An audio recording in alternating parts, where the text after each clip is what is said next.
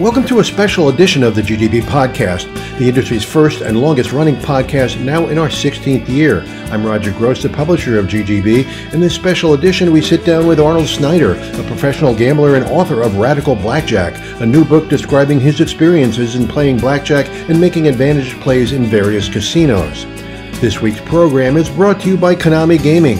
Later in the show, we'll talk to you about two Konami slot series ranked top-grossing premium lease games by Eilers and Krychek. Welcome to the Global Gaming Business Podcast. Guest today is Arnold Snyder, the author of Radical Blackjack, a new book really encompassing his whole career in the blackjack world. Arnold, thanks for joining us. Good to be here, Roger. So, what jump-started your interest in gambling? I mean, you were in the age that the Ed Thorpe book "Beat the Dealer" came out. So, how did that work? Yeah, well, I wish I would have known anything about his book back when it came out in 1962, at which time I would have been 14 years old. I didn't know anything about it until the mid-'70s, okay. And it was the 1966 version of his book. I was ill. Somebody gave me the book to read and said, "Oh, you might find this interesting." And I was just absolutely fascinated. I was working at the post office at the time. I was divorced from my wife. I had a son that was living with me. My daughter was living with her. And basically she couldn't work. And so I was basically paying for two small households on a mailman's salary. Right. So I didn't really have any money, but I just thought, this sounds incredible. Could I actually make a living by playing cards? I mean, I just found it, but he sounded serious. Sure. Like, like this is real, So I said, okay, I'm going to drive up there, and I literally, just got in my car and drove up to Reno and stayed there for a weekend. Just got a cheap hotel room and walked around looking at the blackjack games and sitting down and playing for $1 chip. They all had dollar tables back then. And basically, I wanted to see if are these games still the same games he talks about, and they were. Yeah. I was like, gee, the same rules, the same, and by this point, I had actually picked up a couple of other books. One of them was Lawrence Revere's Playing Blackjack as a Business, which his system was so much easier. And this is because, Thorpe had two systems. One was his 10 count, which was incredibly difficult. The other one was, he just called it the point count system, and that was essentially the high-low count. But he had an extremely difficult method of adjusting for the true count, where you had to, you had to count the exact number. You had to count backwards the number of cards that were coming out of the shoe or the deck. He was mostly thinking in terms of single deck games for card counting. But, he basically said, oh, yeah, you can do this with 4 decks too. You just, you start your count at, 208 and count backwards to see, okay, this is the exact number of cards.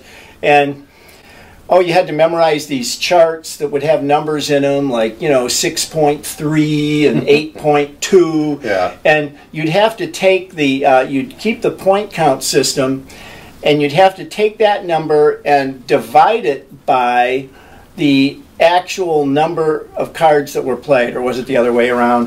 But it just gave you these weird ratios, and then you'd compare that to the number in the chart. It was so complicated, but it was easier than the 10 count system, which was also basically counting two groups of cards backwards and then figuring out a ratio between.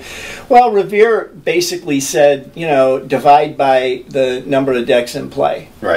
That was it. That basically, that's how pretty much every card counting system since has been, done, because it's the easy way to do it. The thing is, I wasn't getting anywhere. I mean, I was playing with dollar chips, and I would, spreading from 1 to 4 or 1 to 5. That was a big bet for you.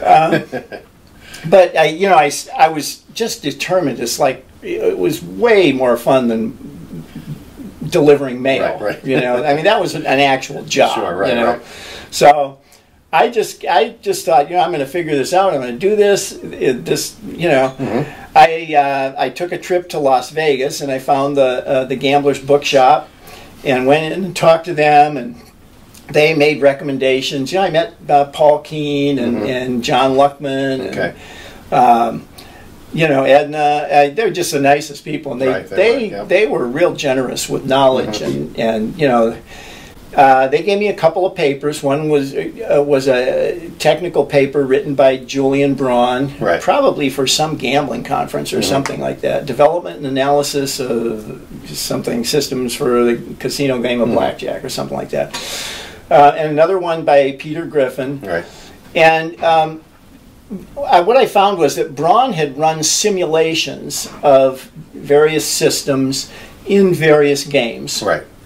And he showed what the players' win rate would be using different betting spreads, and one of the things that really stuck out to me was he had the 4-deck game, and he did it with 75% penetration, which would be 3 decks dealt, and then he did one with 80% penetration, which would just be not that many more cards. And the win rate really jumped. From 75 to 80% penetration, and I thought, wow, that's crazy. Because I had started, what I wanted to do was I wanted to figure out how much money can I make. I'm spreading my bets from $1 to $5. What can I make on this game, And, because there was nothing that gave any information like that. No books just talked about that. They didn't talk about the win rate, and how your betting spread would affect it, and how the penetration, So I got this formula. I basically kind of jerry-rigged a formula from between Peter Griffin's his mathematical analysis and then Braun's computer analysis, so that I had a formula where at 75% penetration, I could figure out what the win rate would be at the different betting spreads that he showed, and and I thought, well, this is great. Now I can figure out if they do 7. But as soon as I went to 80% penetration, my formula didn't work anymore. Because I would look at what his result was, and I'm going, no, this, what is it? And so I figured what I had to tweak in the formula. I said, what if I do this so that I would still get the same results for 75, but it would show how much 80% was worth. And I did that, and there were a couple of other things. I had a few things Braun had published with different penetration levels, and I was able to match all those. So I said, well, this is great. Now I can figure out. And I started to figure out what are these games worth? Well, I was looking at the Reno games, and I was like, geez, 73 cents an hour. This doesn't pay as well as the post office, Call it $1. And so I was like, okay, so how much money do I need to play this game? And so what happened was I just was very discouraged about playing it, because I realized, if you're going to go to a casino, you want to go in with about $10,000. You want to be able to make $100 bets. And you'd really like to make bets of a few hundred each, and spread your bets up and down, and I, it was beyond any. I was literally driving up there with $100 or $200 to play with, and it's like, and sometimes I'd win, 50 or $75, and sometimes I'd lose 50 or 70. Sometimes I'd lose it all, Very rarely would I double it, but. I just realized, okay, I'm wasting my time. This is not the way to do this. And I don't know where I got the idea. I just thought, you know what? I'm going to print up this formula into a book, and I'll self-publish it.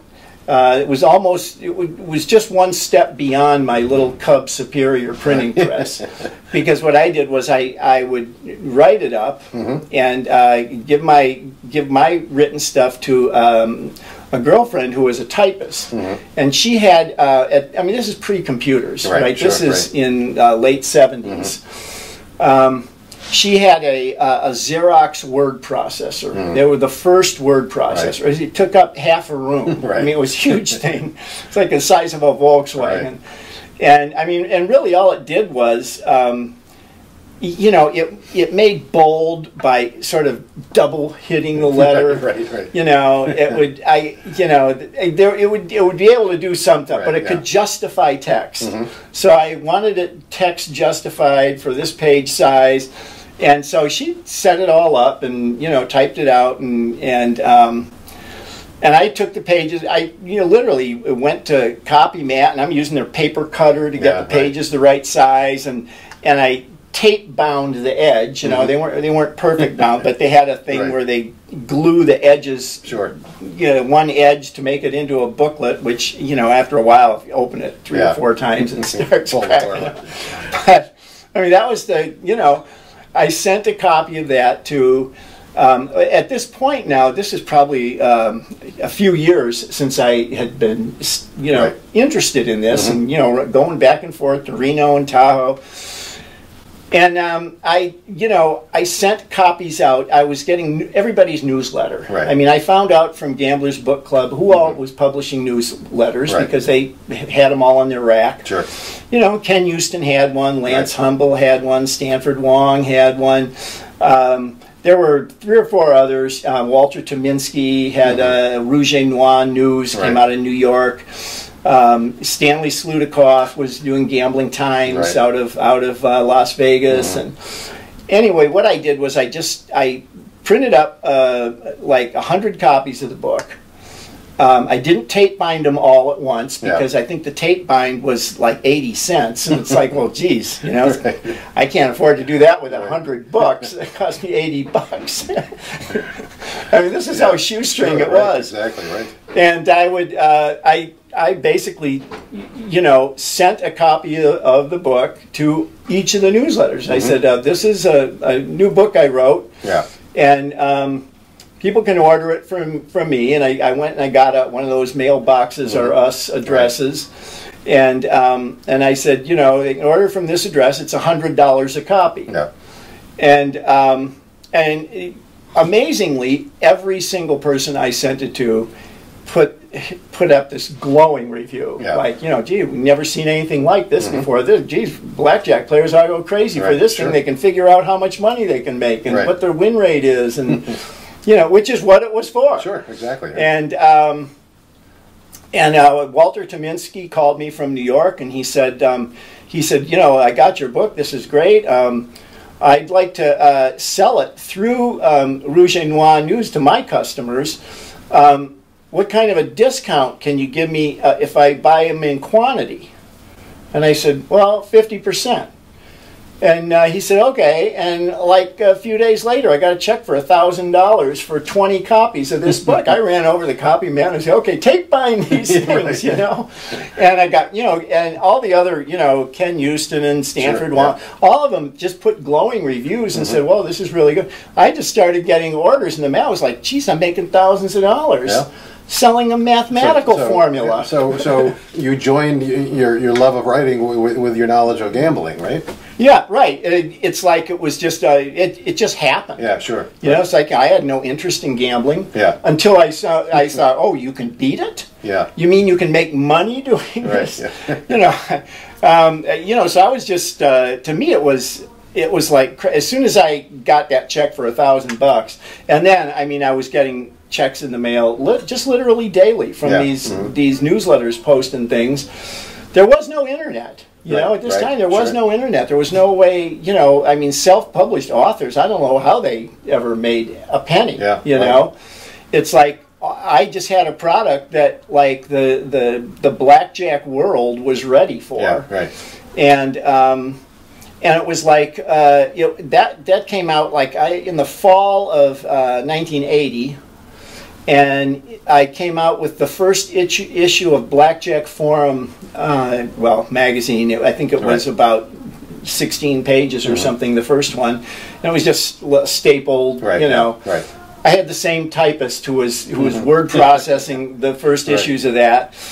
And I just started, you know, writing articles about blackjack, and you know, just little discoveries I'd made, and games I found, and weird rule variations, and I just had a knack for, say, figuring out the math of it. So you'd point out the best places to play it, where the rules were most favorable. Well, yeah, and at first it was just like little articles. Right. Yeah. I didn't have I'm in the second issue. I mean, I couldn't believe it. I got an interview with Julian Braun, and Braun. Now he had not had a book published yet. Yeah. But he did the computer work for Lance Humble and Lawrence Revere and Ed Thorpe. I mean, all of the. I mean, Stanford Wong did his own computer work. Right. Julian Braun did everybody else's in the early years, and so he was like the respected name in computer simulations.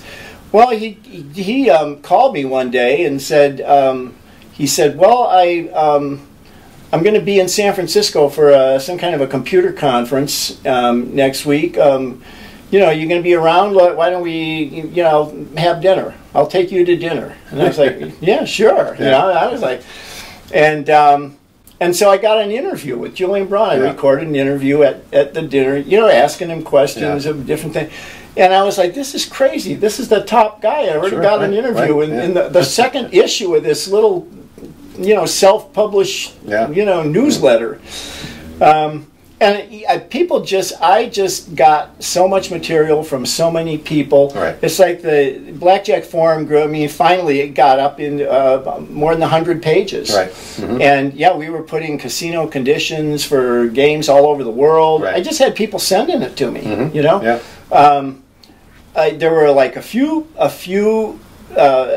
players that I paid for information. I needed a guy to do Las Vegas for me, and I needed someone to do Reno, Northern Nevada. I needed someone to do Atlantic City. There really wasn't any other gambling other than, it's like within a few years they started the Indian casinos, which was great. It's like, oh, gee, now there's casinos opening in all these other states. It was like the industry was growing. Sure. I just got in at the right time. Right. So you got great reactions from these other experts and I guess from their customers as well. What did you hear from casino executives? Were you on the lookout for them or what? Well, first of all, I was not playing at all. Okay. And I mean, if I would keep going to Reno or going to Las Vegas, to me, it was like I was just checking out the games. Right. Okay. I was looking for weird rule changes or exceptionally good deck penetration, things I could report on. Sure. 'Cause the Blackjack forum came out every 3 months, so I had a while to work on the next one. But it was a one-man show. Yeah. I mean, I had literally nobody working for me. My wife did some editing and, but mostly it was a one-man show. Yeah. So you just wrote everything I wrote it, I laid it out, I typed it up. I had a typist that would put it into order to look like a book. And but I basically was just doing everything. Sure. And so I didn't really have, my overhead expenses were like nothing. Yeah. I really took advantage of, I went and found an accountant, and he steered me in a lot of good directions. But, basically he said, look, you got to start writing off. Right, sure. Because I had all this money coming in, and he's going, "What are you spending?" And I'm showing him. He said, "That's your whole printing bill? How did you sell like thousands of dollars of stuff, and your whole printing bill for the month was $230?" So I said, "Well, I'm selling this one book for $100, and it's, and it's not a very long book or a big book, and it's just photocopied." He was like amazed. He's going, "Man, you got something going here." He said, "But look, you got to start writing off expenses." Sure, right. Yeah. And I said, "Well, what can I write off?" He said, "Well, do you ever go to Reno or Vegas?" "Yeah, all of it. Write it all off. Keep track. Every meal, everything when you're out there." He said, and so I was I was still working at the post office full time, but it's like suddenly it's like I had money. I could go where I wanted to go, and I could start gambling a little higher. I was like, hey, I can spread from $5 to $25 now. Really big bets. Because one, I've always been really tight with money, so I didn't really want to. I wasn't the type that suddenly I'll just go out and blow it and see if I can make a zillion bucks. I was like, no, really, I'm just checking out the games. The money is in publishing this information. Yeah. And And it wasn't, after, I think it was like 82 when I published Black Belt and Blackjack, Okay, right. which was the first actual book that had sort of like explanations right from the beginning. Right, Here, right. These are the rules of the game. These are the rule variations. Well, I think the thing that was really good about that book is you wrote it in a real simple style, very understandable. Again with Thorpe, I mean, he got pretty dense after a while, and certainly Braun. Yeah, Thorpe is very. you wrote in a very understandable, easy to understand manner. Yeah, as a writer, now, I also spent years trying to write. Right. I mean, I actually made my living as a writer, just as a hack writer. Sure. When my wife and I, this was in the 70s. Yeah. That was really all I wanted to do. And, so we were getting like Writer's Digest and all these things, Right. And you did query letters and things like that. Yeah, right. But there were a lot of recommendations that said, the best way to break in is to do formula writing. Right, yeah. And there's all these different formula publications, and the easiest ones to get in. Mm-hmm. There's there's like the women's mags and the men's mags, and the women's mags being things like, if you're a fiction writer, being things like True Story, and there was just a whole bunch of them. Right. True Story, Inside Story, the real truth story. Yeah. There were dozens of them, and. Now we tried sending to True Story. I think True Story paid like 4 cents a word. Yeah. And we never got that, but we got into a number of them that paid 2 cents a word. They were some of the knockoff ones. And then the other thing we wrote was literally what would be considered today hardcore pornography. Really? I don't think it exists in literature form anymore. Right. But they used to have these adult bookstores. And this is pre-video. Sure. Okay? It was before videos were out there. Little pulp right. Books, There were right? little pulp. Right. Yeah. And we've basically I was trying to write humor. Yeah. and my wife and I both were. Basically, we were hippies. Yeah, we were sure, living in San Francisco. Right. Basically, I was into LSD and sure. And this is like before the post office, right? This is Okay. early days, 70s, early 70s. Before you had to get serious, right? Right. And so, we started churning out these pulp porn novels. They're all total formula, right? But we were, what we found out was this is too much work for the money. Yeah, sure, right, it's almost like it's easier to work at the post office, exactly, right. for, Right. I mean, we'd get $600 for a book. Yeah. $600 for the whole book, and our agent would take 90 because he wanted 15%. So, when did you start getting involved with like the blackjack teams? When they really got serious or attacking casinos that had all these decent rules for them? Yeah, I had correspondence with a lot of them, but I myself was not involved with playing on any of the teams. Okay. I sometimes steered players towards a team. Right. Somebody would contact me, and I would occasionally give them a reference and say, "Well, you can tell them." This is especially when I knew there was some really serious player, really smart. Knew the math. Understood. I would sometimes steer them to a team or another team. But I had no real personal involvement or investment or anything with any of the teams. Okay. There was it was, probably in the 90s, let's say mid 90s or so, early to mid 90s, when there were a couple of team ventures that I got involved in. Right. But I was never really that much of a team playing person. I was, I was invited very often. Right. A lot of players, teams, and just players would contact me and say, look, there's just two of us, and we got, 20,000 each. We're combining it to a 40,000 bankroll. Would you be interested in playing in our team? You don't have to invest. If you do, then we can cut out. This is the way the math works. Right. But I got a lot of invitations like this where I didn't really even have to put money up. Right. But I just didn't feel comfortable playing on other people's money. Sure. Right. I felt like, oh man, how would they want to play? They want to spread bets from 100 to 600. Yeah. Jeez, you could lose a lot. What if I lost thousands of bucks? Right. I don't know these guys. They might kill me. Right. And I was just nervous about the thought of doing it. So some of the things that happened in the early 80s, there's a lot of, especially in Atlantic City, a lot of regulatory pressure on the casinos. So there was a little period there where they eliminated, you couldn't bar card counters anymore. Right. I was only lasted for a couple of days. I was there. I was a dealer in Atlantic City in those days. Are you talking about something before Ken Houston won his case? No, before, yes. Before. Yeah, I sort of remember that occurring. And then I actually dealt to Ken Houston during one of those. Oh, really? Days too. Really? Yeah. I remember him doubling down on a 19. A soft 19. A hard 19. And okay. So I think he was just doing it just to have fun, but I had to call the floor person over. Right. And of course, the 2 came out.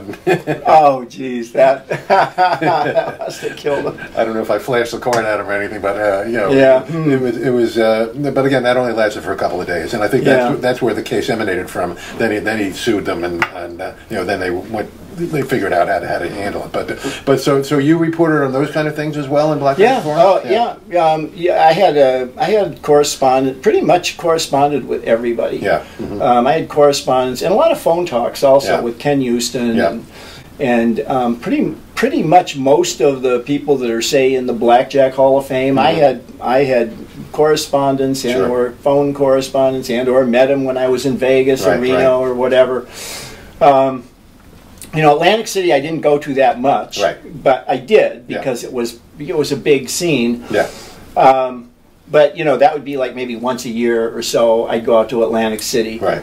But whereas Reno and Tahoe was a drive. Right. It was like 3 hours from the Bay Area.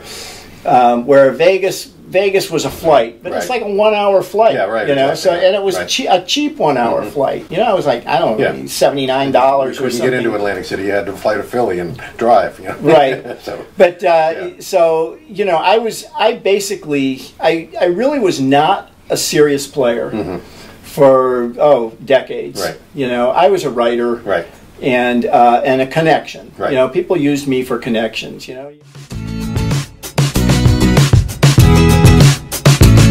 Since September, 2 high-performing Konami slot series have ranked in Ilo's and Krychek's list of top-performing parent games / premium leased. Both All Aboard and Ocean Spin have demonstrated consistently strong results, and both are available now on Dimension 49J, awarded first place for Best Slot Product in this year's GGB Gaming and Technology Awards. Learn more by visiting KonamiGaming.com/premiums. So let's talk about your new book, Radical Blackjack.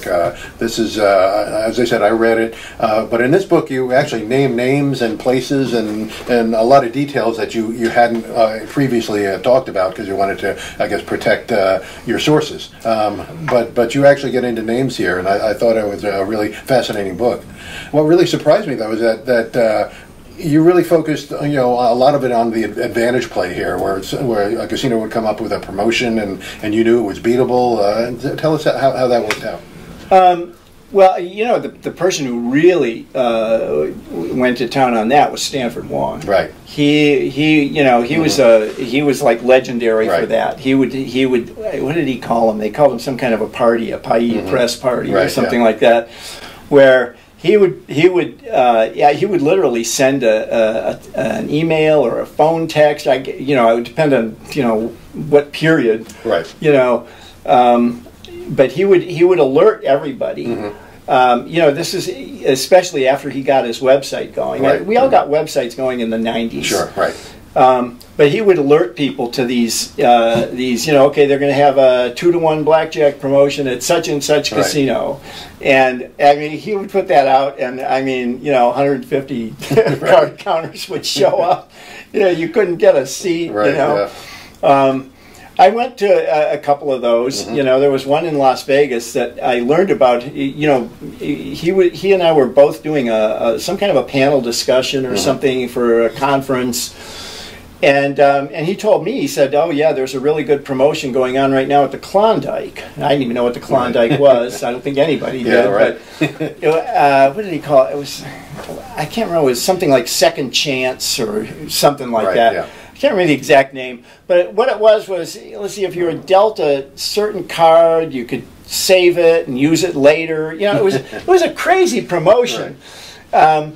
But he had figured it out. And said he was going to do more work on it when he got home, and he's going to send out a notice. So, you know, and and it was crazy. Yeah. It's like I got in there early because he told me about it. It was like probably 5 or 6 hours later when everybody showed up. Yeah. And I knew, okay, Wong's newsletter hit. Yeah, and every seat was taken, and it was just a casino that had a $100 maximum. It was a little joint. I think they had like 6 blackjack tables, $100 maximum. Every table was packed. Yeah, every single one. I think they had to call in their other dealers that got so crowded. And then people were just standing behind the tables waiting for someone to get up and use the restroom, or so you could jump in and bet on their stuff.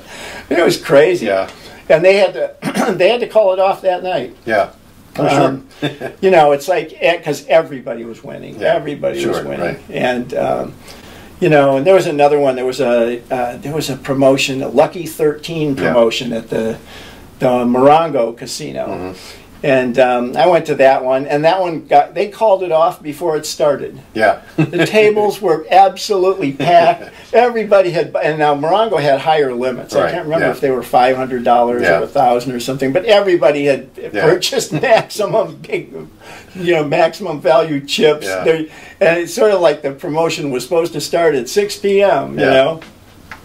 And like around 5:30 p.m., they said, "Well, we're not going to have the promotion tonight." Oh man, it was like. Well, you have a story in the book about our mutual friend Max Rubin helping you figure out a promotion at some Northern California Indian casinos. He fronted the money for it. Okay. Yeah. Actually, now see the California casinos. A lot of the things that Wong posted was coming from these California casinos, and. They had these were Native American casinos, and they had some kind of a weird law where the game of 21 was against the law. Right. And so there's a lot of these casinos. They had a version of 21 that they used with 22 instead of 21, and then some of them had other weird. They somehow got away with using 21, but they were doing other 2-for-1 on blackjacks, and they would run these. What the law was, the law also forbade them from profiting from the gambling on these tables. I never really went in to read the law. All I know is that they would have these crazy promotions, and I found a couple of them. I was living in California, and there were a couple of them. There were Native American casinos all over the state. Sure, and I found a couple of them that I had not seen him report on, and they had weird promotions. That you could just look at it and know it was beatable.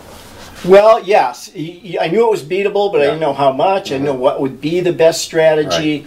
In other words, and I didn't have computer software to try to run off simulations. And I contacted a guy who had written software. He had written some really great software for analyzing blackjack.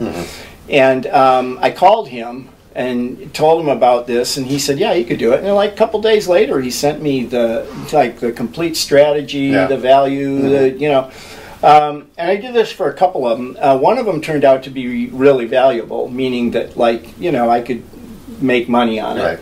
And so I played. What I did was I called Max. Now, see, I'm still working full time at the post office. How long did you do that? Let's see, Blackjack Formula came out in 1980.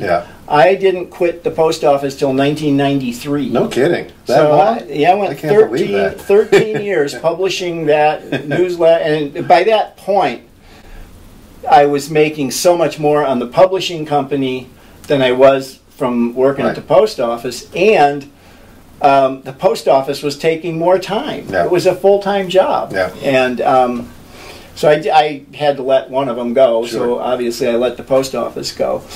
But at this point, I was still working at the post office, and I called Max and said, you know, I explained the rule to him and the analysis. I said, nobody knows about this. I said, you know, it wasn't Stanford Wong, and I said, you know, I'll probably publish it in Blackjack Forum, and maybe somebody will do something with it. But I said, I don't really feel I asked this guy to analyze it. He analyzed it for me. I don't feel right publishing his analysis, but he sent it to me. I sort of feel like I can go out and play it. But, you know, I said to place the max bet, and the max bet wasn't even that high. It might have been 100 or 200 or something like that. I said, I don't have the money to just take the fluctuation on that. He said, well, how much do you need? And I was a few thousand. I said, it might have been 5,000 or something like that. He said, yeah, okay, I'll give you the money. You go play it, and we'll split 50-50. And I said, great, okay. And I did. And I went, it was like, I think it was a once a week thing, every Tuesday night or every Wednesday night or something. And there were no people going in there specifically to play this. It's like, again, because Stanford Wong hadn't announced it, none of his people had alerted him to it. You know, it was just like the locals that normally played in there. They went, oh, on Tuesday nights they do this. And I cannot remember exactly what it was even. In fact, I corresponded, while I was writing this book, I corresponded with the guy who had done the computer work on it. He couldn't remember. He said, oh, man, I lost all that stuff. That's from 25 years ago. And I said, oh, yeah, geez, you know. That's crazy. So why did you discontinue publishing Blackjack Forum? When did you stop doing that? I stopped doing that. I think it was the last issues were like the winter of 2002, 2003. First of all, I had quit my own publishing company. Basically, I sold the RGE publishing, but I kept Blackjack Forum. That didn't go with the publishing company, and also the rights to all my own books. But basically, all the other books, I basically said, you know, look, you know, you got to pay them their royalties now. Here's the contracts, and if you want, you know, second editions, or you got to work it out with the authors yourself. But I'm done. I'm tired. I was just tired of publishing. You know, it's like it was a lot of work. Just like the post office. It was a lot of work. And I took Blackjack Forum, and I went to Anthony Curtis at Huntington Press and said, look, this is the only thing I kept. Why don't you be the publisher? And I said, look, I'm tired of it. I'm tired of the layout, the design, the advertising, the flyers, the subscription renewal. I'm done with it. I said, I don't have RGE publishing anymore. I don't have a publishing business. He said, yeah, okay, I'll pick that up. I'd be happy to publish that. And he did for a couple years. Up until, I think it was probably in 2001 or so, where I got rid of the business, and by the end of 2002, I decided to not even publish Blackjack Forum anymore. It was just a lot of work, and to me it was more work than I needed to do for whatever money it brought in. So what do you think of the blackjack scene today? Obviously, it's really degenerated with the 6-5 blackjack and all these crazy rules. I don't think that anybody stands on soft 17 anymore. You know, I mean, it's just become a really bad scene for bettors. The games are. It's not the way it was. That's for sure. I mean, back in the 70s, 80s, 90s. The games were that's when the games were best. You know, I mean, again, even in the early 80s, you know, it was legal to use computers. You know, like one of probably the second most common way, the most common way for anybody to beat blackjack is card counting, and that's because there's been 400 books written about Sure, how right. to do it. A lot of the card counting games are not very good anymore. Right. My understanding is, again, from talking to players, is that the better games are not in Las Vegas. They're Right, not yeah. in Atlantic City. Right. You know, you go out into the Midwest, go into the Native American casinos and the riverboat casinos Right. and the dockside casinos, and you know, Even some of the little card rooms up in Washington right, State. that, yeah, that they still do have Yeah. some fairly decent games. Right. They're not going to take $10,000 bets, Right. but they're pretty well financed operations. Right. They can handle the bets of just about most players. Right. But the game itself it has definitely deteriorated, primarily because the casinos got tired of trying to deal with card counters. Yeah. Sure. Right. And hole card players. Yeah. Like a whole lot of their procedures now are so that you can't see hole cards. Right. There's no way to get the hole card. A lot of times they don't even deal the whole card till, or they don't even deal it right. Yeah. In other words, they basically came up with all these, and then the thing of just making the game, it used to be so close. Right. It used to be that like a single deck game was even off the top. Right. Yeah. If it was a shoe game, that was a 0.5% for the house. They made their money in that game because people didn't know how to play. They didn't know basic strategy. So they would get 2, 3, 4, 5% from people just because mistakes. So are there ways to get an edge at today's casinos? I mean, do they do the math for all these promotions correctly? I mean, I've seen certainly when it comes to somebody like Don Johnson, he comes in with a proposal and they accept it. It seems like they don't do the math. Yeah, the Don Johnson situation is similar to Phil Ivey with the background. Sure. Yep. In where he figured out how to get an edge and right there. In other words, there are always going to be ways to beat the games. Right. Don Johnson was using multiple techniques. Right. And plus, getting the casino to agree to a lot of, player favorable situations. Like what do you call a session? Is it an hour or is it a day? Right. That was one of the he was asking them for, I think, for $50,000 front money. Right. Yeah. Meaning that he'd come in, he'd put his however millions into the cage, they'd add 50,000 to it, or they'd give him 50,000 extra chips. Things like that are just crazy. Yeah. Yeah. But it's sort of like they don't seem to understand a lot of the casinos. It's crazy for businesses this size. They seem to not have real competent math people. Right. Like I'm sure they have CPAs. They get they get their taxes right. Well, you'd think these guys who had been in the business all these years would know the math, or have somewhere to go with the math, but apparently they don't. Well, I think some of them do. I mean, there were a bunch of casinos that rejected any Don Johnson's deals. Yeah, I'm sure, and I'm sure Phil Ivey may have proposed the same type of thing, and I proposed things to casinos that they didn't go for. Right. But I used to ask them for better rules and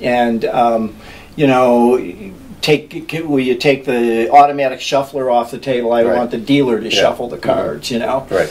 And basically, when you have a lot of money, they stop and think, and they say, well, we'll talk to the casino manager, and they talk to him, and he go, well, who is this guy? And he say, well, he wants to come in with a couple $100,000, and but he doesn't like the machines, or he wants us to stand on soft 17 instead of hit soft. Does it make a difference? And he's like, well, it's very slight. Sure, we'll do it. Yeah, if he'll put the in other words, they're not stopping to figure out exactly. Right. They're assuming you're not a card counter. Right. And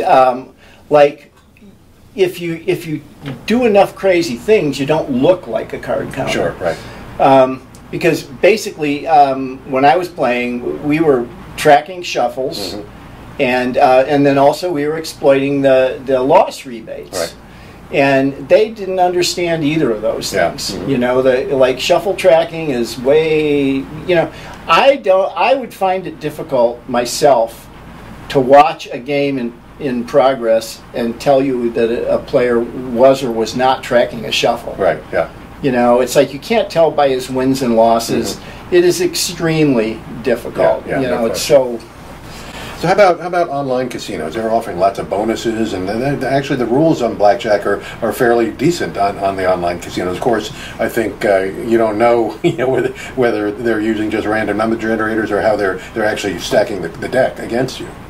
Yeah. Now we did online play. Now the 2006 the UIGEA, federal law against online gambling, and basically what it was a law that forbade the banks from doing transactions with online casinos.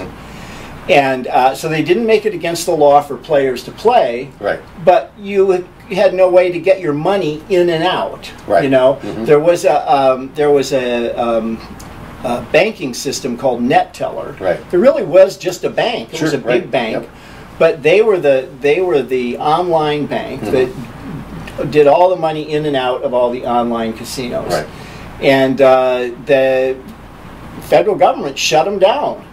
You know, they said no, because you're doing these illegal transactions. You know, they made this law immediately now. Nobody's allowed to do this. Hey, you did a transaction. You're under arrest. That law is still in effect, which is complicates a lot of the illegal casinos transactions even. Like what we were doing was we were exploiting exploiting their marketing programs. You know, their marketing programs. They had all kinds of cash back for this and loss rebates for that, and we'll double your win if you do this, and just all these crazy things. And professional gamblers just started figuring them out, and they went, this is crazy. We can make a lot of money at this.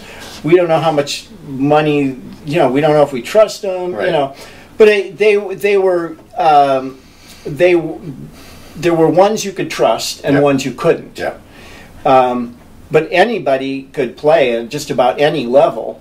And what it came down to was the software companies. There were a certain number of software companies. One was microgaming.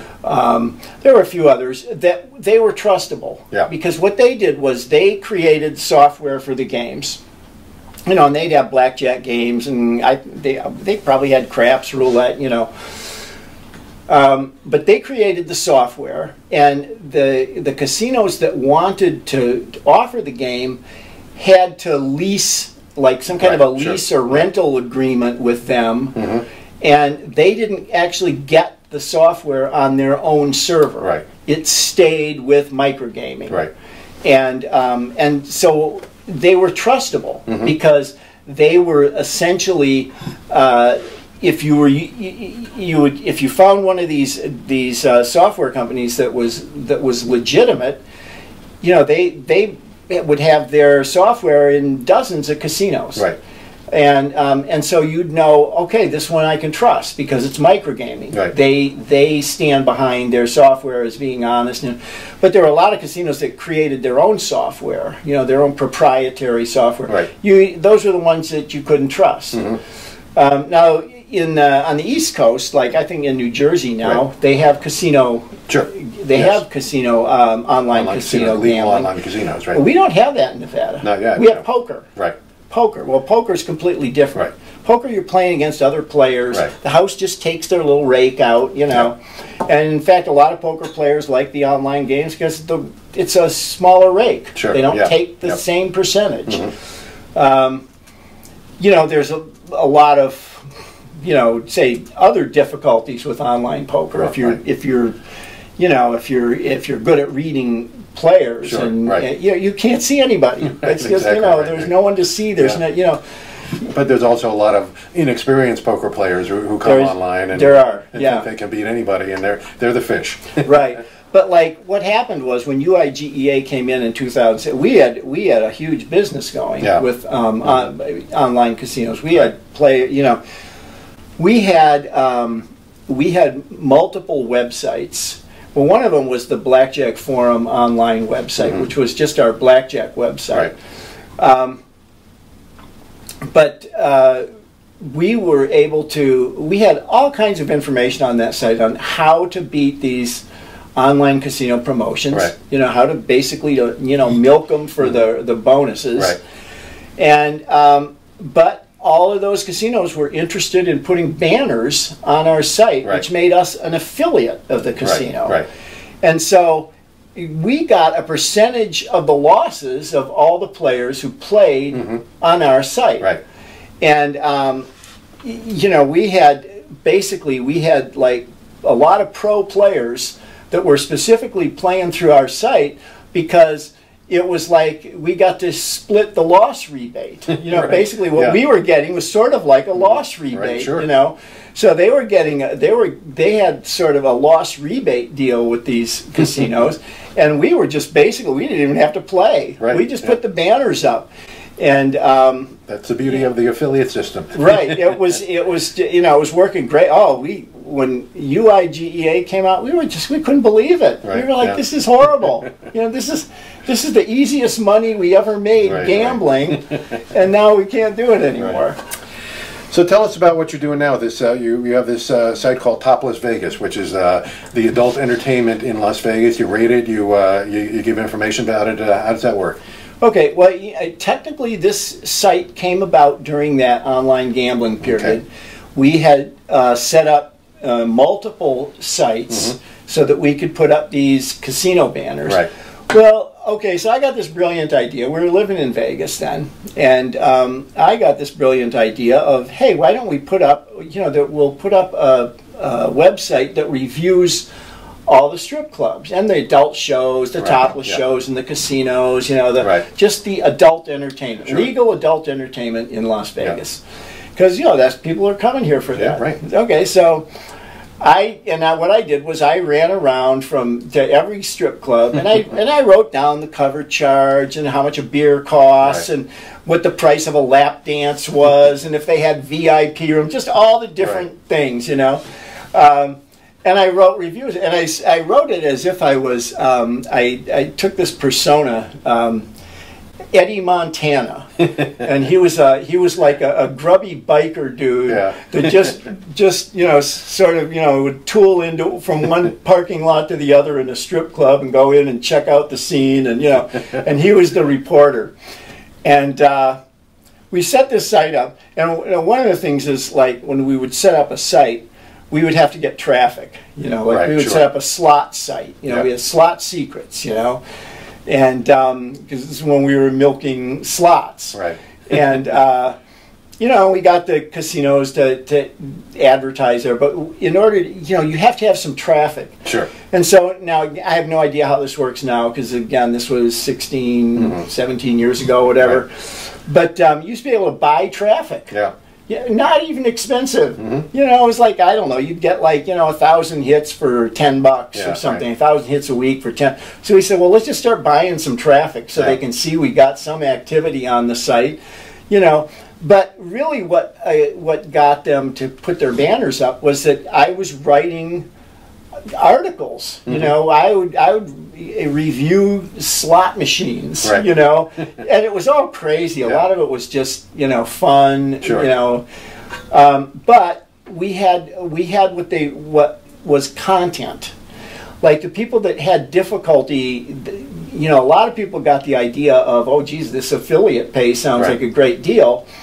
But they had no traffic, and they had no content, which is one of the reasons they had no traffic. Right. Whereas like we were buying traffic for these slot sites until the slot people started putting their banners up, and we started actually then generating real traffic. Well, with the Topless site, we didn't have to generate any traffic. Right. We put that up, and it was like, hey, there's a website that reviews all the strip clubs in Las Vegas. We got traffic. It's like, hey, we got traffic. We couldn't find a single online casino that would put a banner on that site, and they would all just send back an email that said, we don't do anything with X-rated material. We're a family casino or something. That's funny because the affiliate marketing in Europe got started as being porn affiliates early on, and then they transmitted to online casinos. So that's really funny. Yeah. So what's next for Arnold Schneider? Well, I don't know. I think I'm just taking a break. Yeah. Yeah. Well, I don't know. I've been writing crazy books, but whether or not I'll ever get any of them published, I sort of feel like I ought to get my little superior printing press right. out. There you go. Start cranking it out again, right? So this is your book, Radical Blackjack. You can find it at Huntington Press. I'm sure Amazon has it as well. So congratulations on writing this book. It's very, very informative and entertaining. I hope people really start to pick it up. And Arnold, thanks for joining us, and our viewers, thanks for joining us today on the podcast. Hope you enjoyed this week's podcast with thanks again to Konami Gaming. Visit KonamiGaming.com/premium for more on the year's best slot product, Dimension 49J. To learn more about how professional gamblers can threaten casinos, visit GGBmagazine.com. To get all the news of the gaming industry delivered to your desktop every Monday morning, visit ggbnews.com and enter the code GGB180 for a free subscription. Don't miss a single episode of the podcast. Sign up on Spotify or Apple Podcasts today. So we'll see you next time on the GGB Podcast.